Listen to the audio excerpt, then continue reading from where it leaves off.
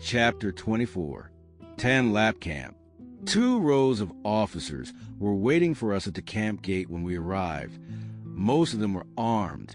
Their yellow uniforms bore ranks we had never seen before in the southern camps. We were unshackled and escorted inside. A banner stretched across the camp entrance read, "Welcome to the Socialist Republic of Vietnam." TanLap Re-Education Camp was located in a valley surrounded by forests and mountains. From inside the camp, we could not see the horizon. The only road leading to the camp was a clay road about 7 meters wide.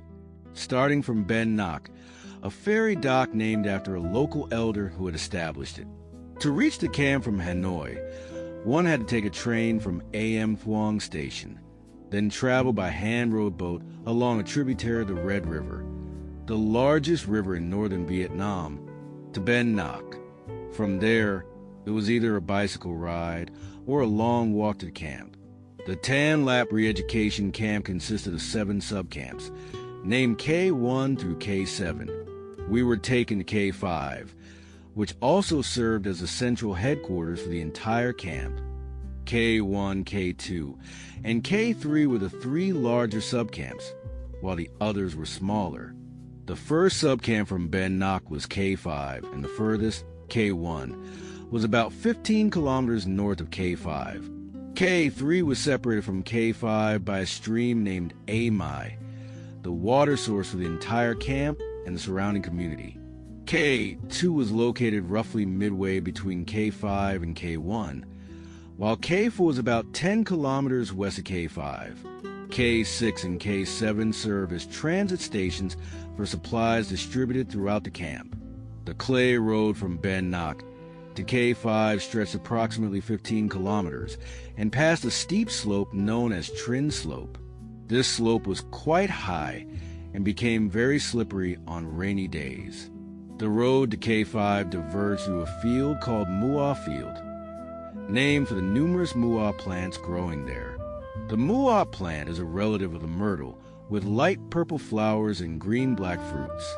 A cattle pen at the bend served as a landmark, marking the border between camp land and nearby hills and forests. The distance from this turn to the camp was about 800 meters. The architecture of K5 was divided into 2 main areas, the administrative section and the prison section. The K5 administrative section, also the camp's headquarters, consisted of 3 brick buildings forming a U-shape, serving as offices, and 4 thatched buildings behind the arms of the U, providing accommodations for single officers. The main brick building at the base of the U was the most well-built structure, elevated on a high foundation. This housed the main office of the entire camp and the head of K5. The 2 other brick buildings served as offices for the supervisory board and the council of officers responsible for K5. 4 other thatched buildings were built in a separate area for officers with families, and a child care center for officers' children was located nearby. Scattered around the camp were smaller thatched huts called low houses, used as workstations for detainees and as nighttime guard posts. The prison area was a square plot of land, with each side approximately 500 meters long, enclosed by a brick wall about 3 meters high, topped with 1.5 meters of barbed wire. Except for the front, the perimeter walls were surrounded by water-filled moats. The main gate was a 2-story brick building with 2 guard stations flanking a 6-meter wide gate. The upper floor housed the office of the on-duty officer. Inside the prison, there were 4 sections: Zone A, Zone B, the infirmary, and the kitchen with an assembly hall. Entering the prison beyond the gate was a courtyard about 1 hectare in size, used as an observation area and assembly point for detainees heading to work. Zone A, located in the right corner, consisted of 4 brick buildings with palm leaf roofs, surrounded by rooms for the emulation board, supervising officers, and a so-called dining room for detainees. The buildings in Zone A were separated by brick walls about 2 meters high, with shards of glass embedded on top. Each wall had a small gate. Zone B, situated on the left side, comprised 2 buildings without surrounding fences. At each end of these buildings were rectangular cement ponds, 10 by 15 meters in size and about 1.5 meters deep, providing water for drinking and washing. This water was pumped from a stream nearby.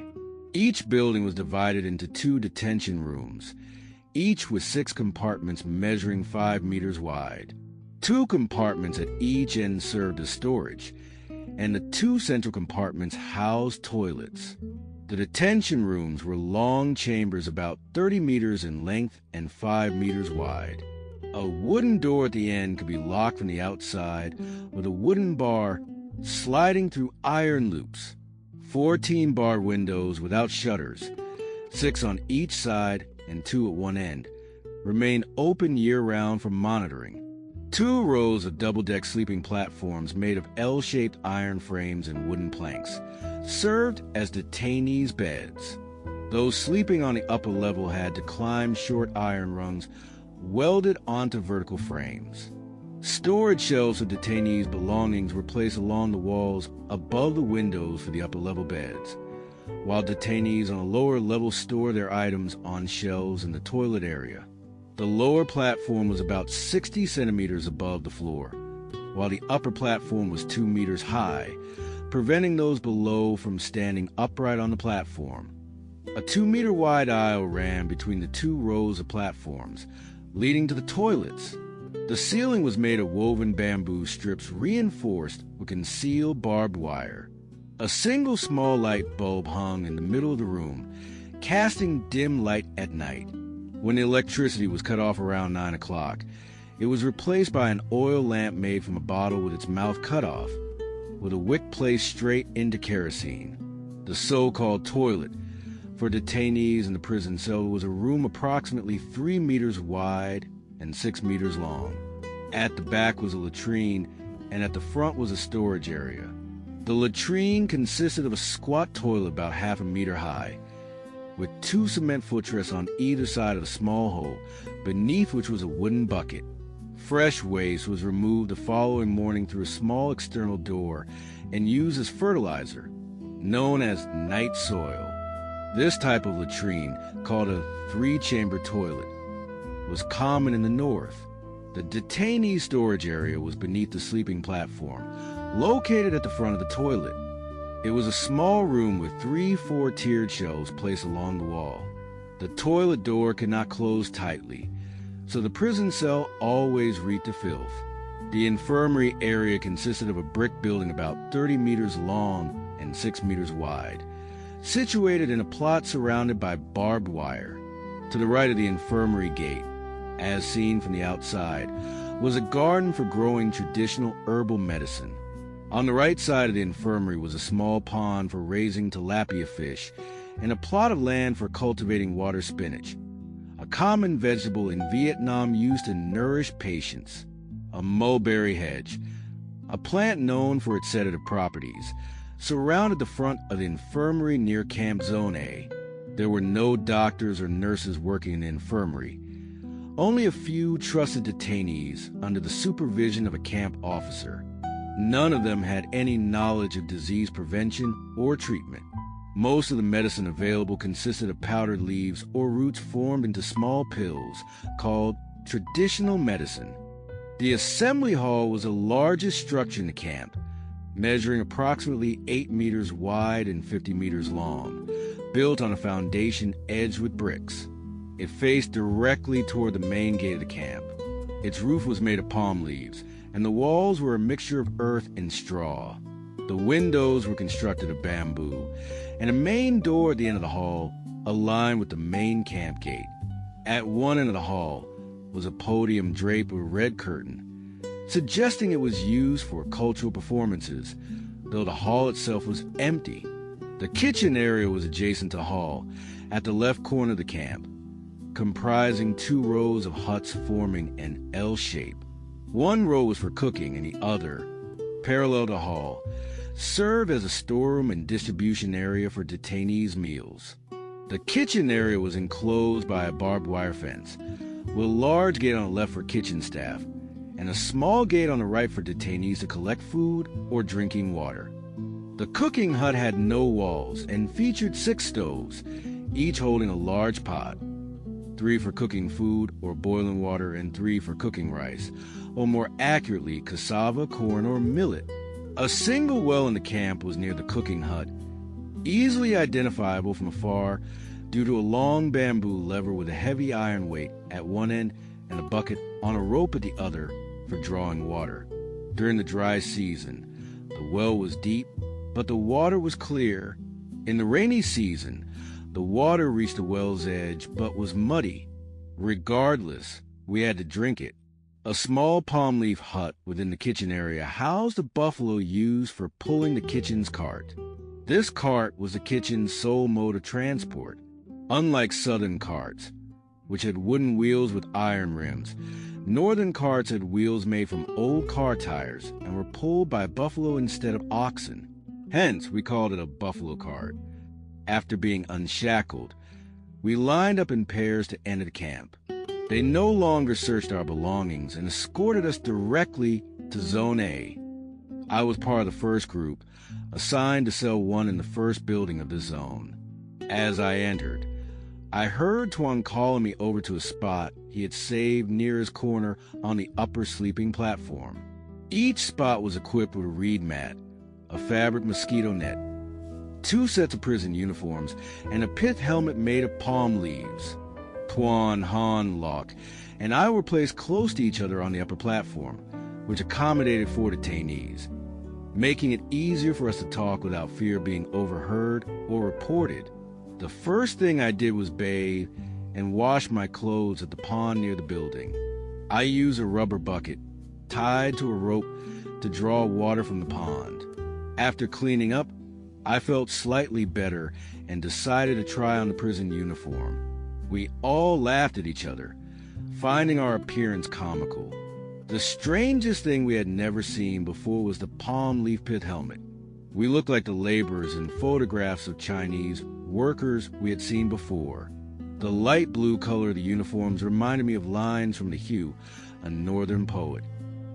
One day, we'll shed this blue shirt, no more chains, no more guards, no more canes. The blue shirt, The Hue referred to as the prison uniform during the French colonial era, and the northern government had adopted a similar design. However, unlike prisoners, we were detainees in a re-education camp. Prisoners had sentences, but we did not. We were expected to demonstrate progress to return to society. It was absurd to be detained without a sentence. Around 2 p.m., some criminal inmates brought food to the dining hall, and an officer instructed us to eat. This was the most substantial meal we had since arriving. A pot of rice, a large bowl of buffalo meat, a bowl of soup, and a bowl of pork for 6 detainees. Something unfamiliar was mixed in with the rice, which we initially thought was a type of bean, but later realized was millet, a livestock feed imported from India. Buffalo meat, a tough and chewy delicacy, was new to us.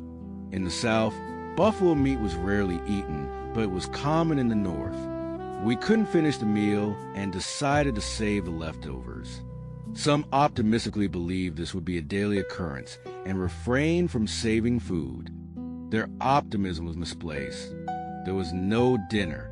We were locked in around 6 p.m., and I fell asleep immediately out of exhaustion. The next day, we assembled in the hall to hear a speech by the chief supervisor, Comrade Twee. He was a slender man, about 1.62 meters tall, with a pale complexion. His white shirt, untucked over yellow pants, was typical of high-ranking VC officials. His speech was fluent. Like all others we had heard before, it was clearly rehearsed. Twee, the camp director, initially appeared affable, but his closed-lip smiles and careful demeanor revealed his cunning nature. Speaking in a Nai-Tin accent, Ho Chi Minh's hometown, he recited many of Ho Chi Minh's poems. The gist of his speech emphasized the party and state's care for the re-education of those guilty against the people. He claimed we were brought closer to the central government to improve our conditions for labor and study. To conclude, he reiterated, "Those who progress faster will return sooner." We had heard this countless times at every re-education camp. It was nothing new,